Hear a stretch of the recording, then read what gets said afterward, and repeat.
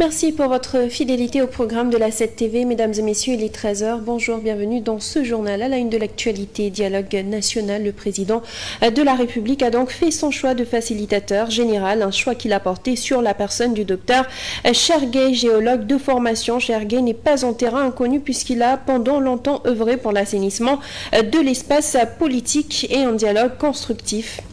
Et puis également à la une, le sport Ligue 1. Le Jaraaf de Dakar a battu Oslo FA ce jeudi en match de clôture de la 20e journée du championnat. Avec cette victoire, l'équipe de la Médina consolide donc son fauteuil de leader avec 39 points. Les détails, nous les verrons bien sûr en fin de ce journal. C'est la fin des titres.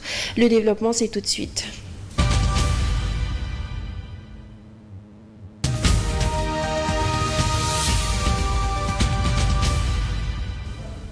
Le dialogue national, donc pour commencer, le chef de l'État a porté son choix sur le docteur Cherguey pour faciliter le dialogue politique qui s'ouvrira donc le 28 mai prochain en sa qualité de facilitateur général.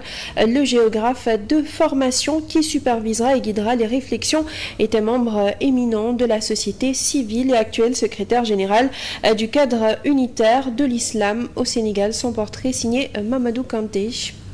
Il a longtemps dénoncé le manque de débat apaisé et l'état actuel des partis politiques au Sénégal.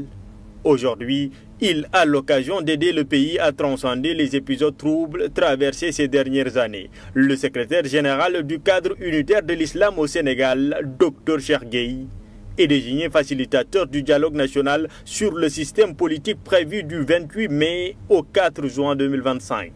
Un choix qui n'est pas du tout anodin. Le secrétaire général du réseau des think tanks sénégalais est reconnu pour son engagement dans des initiatives visant à promouvoir la gouvernance, la justice sociale, mais aussi à fédérer autour de causes communes. Docteur en géographie à l'université Louis Pasteur de Strasbourg, le spécialiste de l'urbanisme et environnementaliste explore depuis plus de 30 ans des thématiques telles que le développement, le changement climatique, la migration, les politiques publiques, tout en mettant l'accent sur les dynamiques sociales et économiques propres au Sénégal. Auteur de plusieurs livres et d'articles scientifiques sur le développement durable, la gouvernance, l'islam et bien d'autres, son équidistance face à la sauce politique lui ont permis à plusieurs reprises à promouvoir le dialogue et la collaboration entre des groupes souvent divergents. Secrétaire général du CUDUS, organisation qui œuvre pour le dialogue interreligieux et la cohésion sociale, Dr Cherguey a été au cœur des négociations durant les émeutes meurtrières entre mars 2021 et mars 2024 pour aller vers un dégel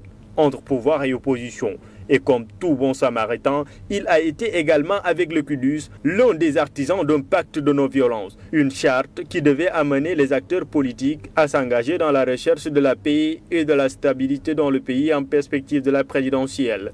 Toutefois, la charte n'a pas été agréée par l'opposition, qui dans sa quasi-totalité a résigné à la signer. S'il est vrai que Dr Cherguey n'est pas dans un terrain inconnu, cependant, il a désormais la lourde responsabilité de faciliter la tenue du dialogue national dans un contexte où opposition et pouvoir se regardent en chien de faïence. Et justement, Mamadou Kanté, le rejet donc par le Conseil constitutionnel de la loi interprétative de la loi d'amnistie. Les débats se poursuivent entre pouvoir et opposition, chacun revendiquant un semblant de victoire, assignant à l'autre camp l'échec. Les réactions divisées de Chertiem et Maître Babacar Ndiaye que nous suivons tout de suite. Je parle de Amadouba, le député Amadouba. Voilà l'analyse que je voudrais faire sur cette affaire. Voilà quelqu'un qui a été utilisé par son parti, PASTEF, parce que tout simplement, le Conseil constitutionnel l'a désavoué. C'est un kamikaze qui a été utilisé dans le comble de l'ignorance. Et à travers l'ignorance, il y a l'insolence et l'arrogance. Nous savons tous ce que c'est qu'un kamikaze. Amadouba est un kamikaze du PASTEF. Et vous savez, nous sommes dans un pays, le Sénégal, où les gens veulent tout le temps atteindre quelque chose qui n'existe pas. Et heureusement que les 7 sages ont eu cette capacité de décortiquer ce danger qui entourait cette loi interprétative. Et ils ont pris la bonne mesure. Dans la conception des gens de PASTEF, d'après mon analyse, ils voudraient mettre en opposition 2 camps, les manifestants et les forces de l'ordre. et ils voulaient tout simplement poursuivre les forces de l'ordre. C'était ça leur objectif. Mais dites-moi, quelle est la cause de ces manifestations politiques? Le principal commanditaire de ces manifestations, il s'appelle Ousmane Sonko. Ousmane Sonko. Les Sénégalais, vous savez, les Sénégalais ne sont pas fous. Les jeunes Sénégalais que vous traitez des gens ayant perdu leur mémoire, ils méritent respect. Vous devez les respecter. Vous savez, ce que vous dites là, c'est un manque de signe, de respect. Les jeunes Sénégalais savent mieux que vous ce qu'ils veulent. Mais dites-moi, combien y a-t-il d'hommes politiques qui ont tenu des discours et qui n'ont pas été suivis par les Sénégalais? Ils sont nombreux. Depuis Abdoulaye Wade, il n'y a que Ousmane Sonko qui a pu le faire. C'est parce que tout simplement, les gens épousent ses convictions. C'est pour cela qu'ils l'ont suivi. Donc, je crois qu'il faut du respect envers les Sénégalais. Surtout envers sa jeunesse. Par ailleurs, Abdou Mbow et consorts ont rendu un grand service à Pastef et à Amadou Ba. Je tiens à féliciter Amadou Ba, qui a rendu un travail extraordinaire, qui a permis au Conseil constitutionnel de s'autosaisir. Pour Nicolas Ndiaye de la Ligue démocratique, le PASTEF a par la situation perdu sur plusieurs fronts. L'ancien parlementaire exhorte les autorités à une réconciliation avec le peuple. Le verdict du Conseil constitutionnel, bien qu'il rejette la loi interprétative de la loi d'amnistie, est néanmoins considéré par le parti PASTEF, notamment l'initiateur Amadou Ba, comme une victoire et non une défaite. Une position dénudée de sens selon le président de la Ligue démocratique. Il a déclaré que cette loi était inconstitutionnelle. Mais qui doit crier victoire? Est-ce que c'est l'opposition ou c'est le pouvoir qui avait proposé cette loi interprétative? Pour Nicolas Ndiaye, le PASTEF a perdu sur plusieurs fronts. Sur la compétence du Conseil à statuer. Dans le réquisitoire, le pouvoir, ils avaient demandé au Conseil constitutionnel de se déclarer incompétent. Le Conseil constitutionnel l'a rejeté. Mais aussi sur le motif de signature évoqué. Ils ont dit que tout le monde n'a pas signé. Le Conseil constitutionnel a dit, même si tout le monde n'a pas signé, il y a 24 députés qui ont signé. L'ancien parlementaire qui s'était opposé à la loi d'amnistie lors de son vote à l'Assemblée nationale considère que l'heure est à l'acte et non à une course à la victoire. Entre 2021 et 2024, il y a beaucoup de choses qui se sont passées dans notre pays. Il y a eu des morts, on a brûlé l'université, on a brûlé des biens privés et des biens publics, on a attaqué des gendarmeries. Ça veut dire qu'un pouvoir digne de ce nom, qui responsable, doit situer les responsabilités et engager une réconciliation nationale. Membre du Front pour la défense de la République et de la démocratie, Nicolas Ndiaye estime que les nouvelles autorités doivent être les garants de la paix et de la stabilité du pays. L'avis des analystes à présent, Mamadou Sy Albert ou encore Hassan Samb ne voient aucun vainqueur dans cette décision du Conseil constitutionnel. Néanmoins, ils invitent les victimes des manifestations à déposer plainte devant les juridictions nationales ou internationales pour crimes de sang. L'incompréhension persiste autour de la loi interprétative. Le Conseil constitutionnel a certes tranché, déclarant inconstitutionnelle cette loi votée en début du mois d'avril à l'Assemblée nationale, mais la mouvance présidentielle, tout comme l'opposition, chacun crie victoire. Hassan Samb, analyste politique, dit ne pas comprendre la réaction de la majorité. Le Conseil a argumenté outre mesure en évoquant des lois imprescriptibles selon les lois internationales. Mais à mon avis, le principal obstacle, c'est quoi? C'est que, au regard du fait que l'article 1er est déclaré anticonstitutionnel et que la démarche ne saurait être effectivement acceptée par le Conseil, le président de la République, à mon avis, ne peut pas promulguer une telle loi. Donc, si la loi n'est pas promulguée, n'est pas publiée au journal officiel, elle ne peut pas être appliquée. Je n'ai pas compris, franchement, les réactions de la majorité. De l'avis de Mamadou Sy Albert, analyste politique, la décision du Conseil constitutionnel ne profite ni au régime ni à l'opposition. Ils sont tous sortis perdants dans cette bataille. Parce que la loi interprétative, c'est une défaite pour la majorité, qu'elle ne sera pas promulguée, c'est une défaite. Mais d'un autre côté, ceux qui voulaient une loi qui va être abrogée partiellement ou totalement ont échoué.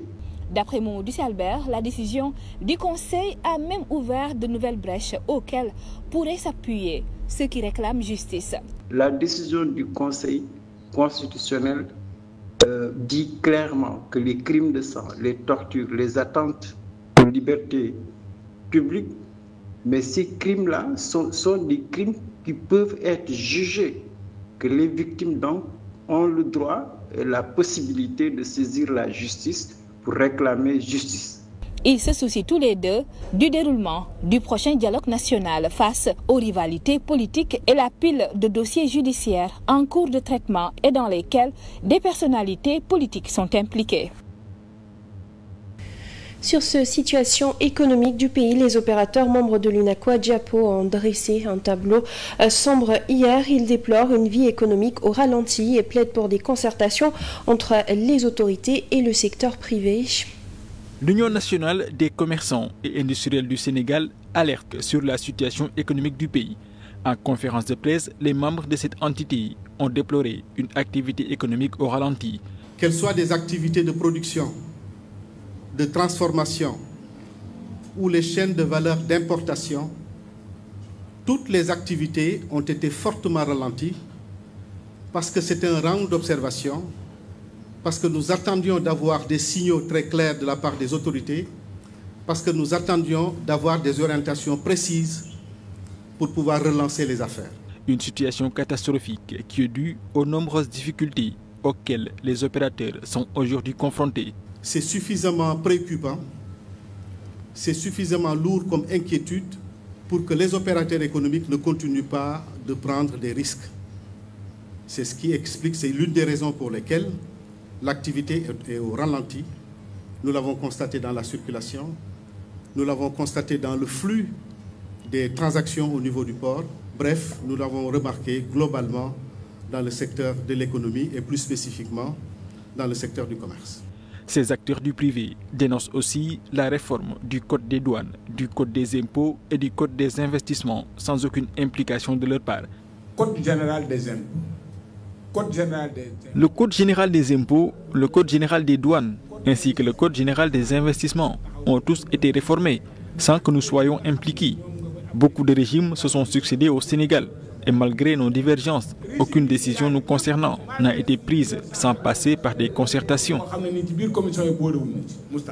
Les membres de l'UNACOIS Diapo expriment leur inquiétude face à cette situation qui n'augure rien de bon. Ainsi, ils sollicitent l'institution d'un cadre de concertation entre l'État et le secteur privé. Et puis, inculpation de Moustapha Ndiaye dans le dossier Force Covid-19. L'UNACOIS désapprouve et parle d'injustice dont est victime leurs collègues. Ils se disent convaincus que celui-ci est innocent.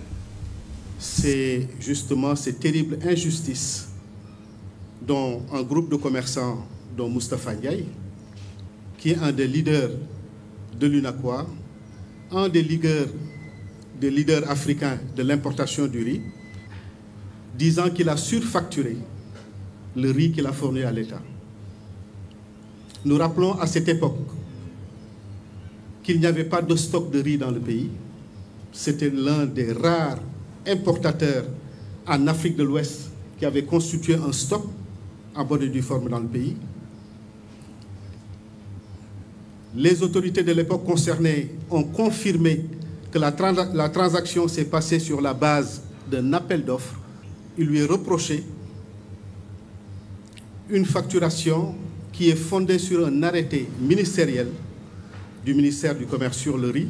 Comment est-ce qu'un arrêté ministériel qui a une durée de vie de 4 mois peut légiférer et être la base légale d'une transaction qui est survenue 7 années plus tard?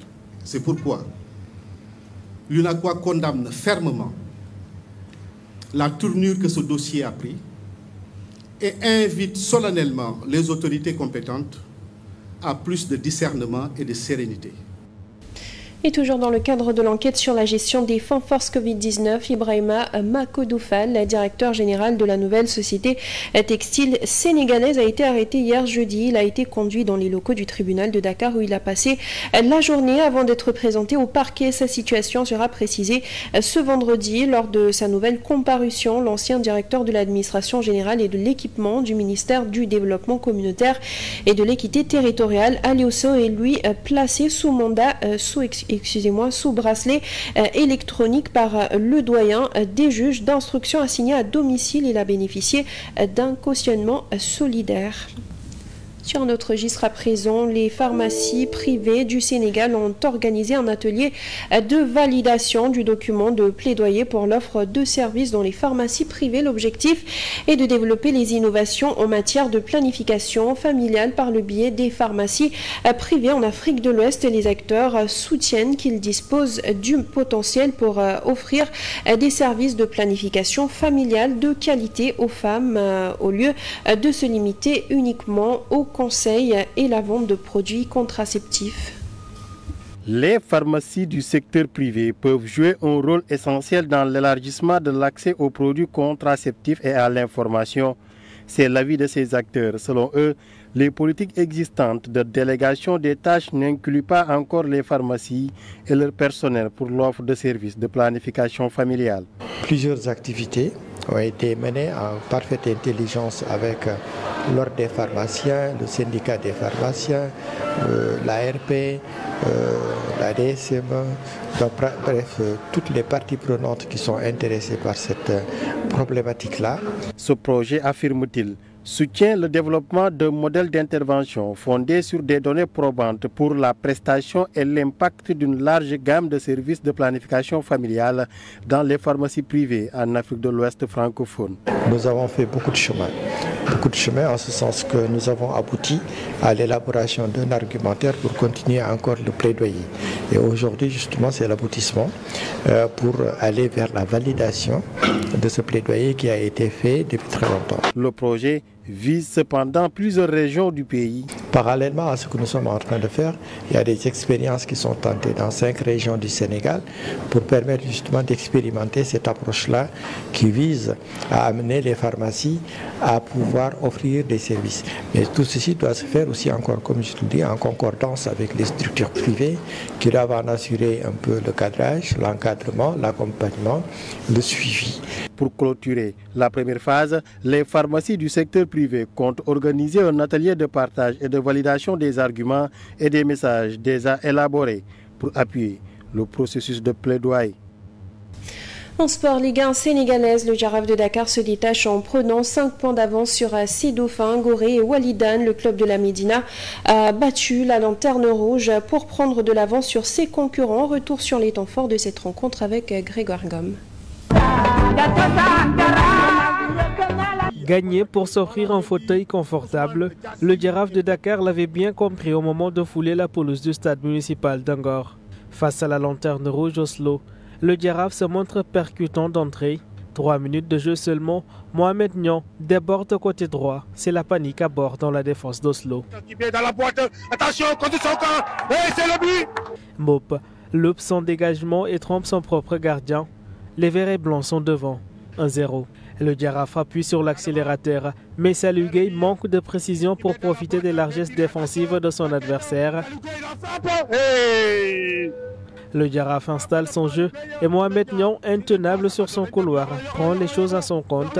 La suite se passe de commentaires. Attention, attention, Salou Gueye, attention, et c'est le but! Cette fois, Salou Gueye fait montre de finesse technique pour trouver le petit filet. Le Jaraaf de Dakar mène 2-0 à la pause.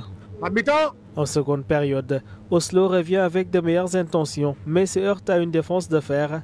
Malgré une forte pression des académiciens, les verts et blancs de la Médina ne seront jamais réellement inquiétés jusqu'au coup de sifflet final, 2-0. Le Jaraaf réussit la belle opération au classement en prenant 5 points d'avance sur ses dauphins. Gorée et Walidane, tous deux battus dans cette 20e journée. Prochain choc pour le club de la Médina, c'est dimanche au stade Lat Dior de Thiès pour défier Walidane. Une victoire permettra au Jaraaf de définitivement entériner les espoirs de Walidane dans cette course au titre. La parole à Malik Daf, l'entraîneur des Verts et Blancs, est satisfait de la performance de ses hommes. Cependant, Malik Daf note qu'il faut oublier ce succès et se concentrer sur le prochain adversaire qui se trouve être Walidane. Pour lui, le message est clair. Pour Daf, il faut être humble. On touche du bois. Le football reste le football, ça passe très vite. Il faut avoir de l'humilité, il faut qu'on ait à travailler. Voilà, c'est ça le plus important. Il faut déjà faire focus sur le prochain match, oublier le match là. Le match là, maintenant, il est derrière nous. C'est une victoire qui est déjà acquise, les 3 points sont là. Mais le plus important, c'est le match qui est devant nous et qui va venir. Et surtout l'adversaire qui est à côté de nous. C'est l'adversaire qui nous fonce, qui nous bouscule un peu. Il faut préparer ce match sereinement, tranquillement et pourquoi pas essayer d'aller faire un très bon match, pourquoi pas pour gagner, Inch'Allah. Et place tout de suite à la revue de presse.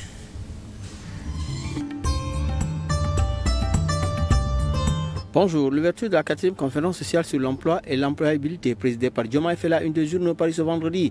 L'État mitonne sa riposte face au chômage, titre Sud Quotidien qui souligne qu'hier, jeudi, à la 4e conférence sociale à Diamniadio, Diomaye Faye a réaffirmé sa volonté d'en faire un chantier prioritaire via des réformes en profondeur, dont la refonte du Code du travail et celui de la sécurité sociale. Wolf Quotidien précise que la lutte contre le chômage n'est pas uniquement l'affaire de l'État. C'est fort de ce postulat que le chef de l'État, Bassirou Diomaye Faye, préconise une réponse commune fondée sur l'innovation et le dialogue selon la publication et qui parle de Diomaye Formula pour l'employabilité et l'emploi. Le chef d'État promeut l'exclusivité, dit Le Soleil. Le journal signale que le chef d'État a plaidé hier à Diamniadio pour une harmonisation des interventions et pour une feuille de route inclusive. Les journaux font état de la désignation par le président de la République Bassirou Diomaye Faye, Cheikh Gueye, chercheur et géographe, comme facilitateur du prochain dialogue national prévu le 28 mai. Dr Cheikh Gueye, l'homme de Diomaye, met à sa une lasse. Le chef de l'État a porté son choix sur Cheikh Gueye pour faciliter le dialogue politique qui s'ouvre le 28 mai prochain.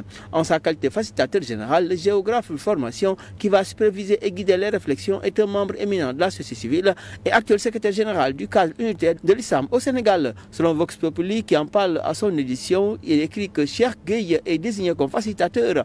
Membre transpartisan de la société civile, mon choix est porté sur votre personne pour superviser et guider ses réflexions, avait déclaré Diomaye. Cheikh Gueye nommé facilitateur pour le dialogue national selon Le Quotidien. Le journal fait état de la prolongation de 3 mois par l'administration américaine du Millennium Challenge Account. Le Sénégal sous oxygène pour 3 mois, titre Le Quotidien. L'observateur lui aborde les questions judiciaires et indique que le pool judiciaire financier frappe fort. Sidi Diagne du groupe Excaf Télécom inculpé pour blanchiment de capitaux portant sur 9 milliards. Demangom, un des frères de Farbagom, placé en garde à vue. Source A dresse son portrait. Ce dernier s'active dans le commerce alimentaire et opère entre la Côte d'Ivoire, le Burkina Faso et le Gabon. Sous les fonds force Covid-19 Libération titre, la DIC livre la 5e vague au procureur. Le Peuple quotidien lui fait état de l'interpellation de Guy Marius Sagna au ministre de l'Éducation nationale Moustapha Mamagirassi sur ses dépenses. Massali, d'autre part, lui déplore les équilibrations juridiques de PASTEF suite au rejet de la loi interprétative par le Conseil constitutionnel. En Tribune Sport lui note que le Jaraaf s'installe confortablement à la tête de la Ligue 1. Bonne lecture.